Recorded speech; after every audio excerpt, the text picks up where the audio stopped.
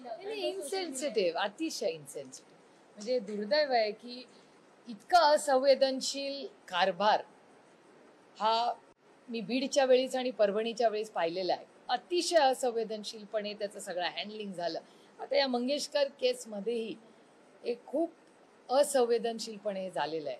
आणि एक महिला, एक आई आणि प्रत्येक व्यक्ती, म्हणजे पुरुषांची पण प्रायव्हसी असते ना, असं काय आहे? म्हणजे प्रत्येक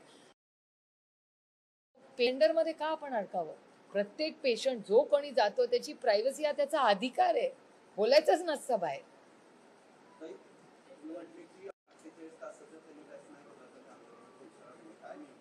नाही नाही, आम्ही असं नाही सांगितलं. आम्ही सांगितलं ऍक्शन घ्या काहीतरी.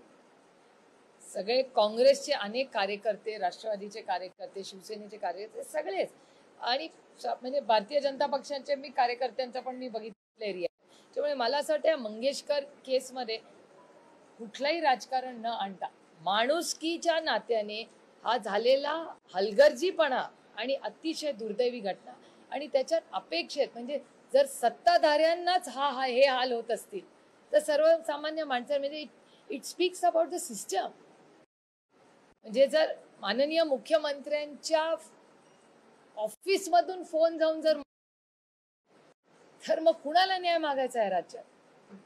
हे पूर्णपणे सरकारच्या सिस्टमचं फेलियर आहे. या सरकारने आत्मचिंतन केलं पाहिजे की सगळ्यात मोठ्या ऑफिसमधून फोन जातो, मुख्यमंत्र्यांच्या ऑफिसमधून फोन जातो, आणि त्याच्यात एखादं हॉस्पिटल त्याच्यावर रिॲक्ट करत नाही. हे दोन्ही बाजूचा विचार आहे. मुख्यमंत्र्यांच्या ऑफिसच्या यंत्रणेनेही विचार केला पाहिजे आणि हॉस्पिटलनी तर केलाच पाहिजे, आणि हॉस्पिटलवर ऍक्शन झालीच पाहिजे.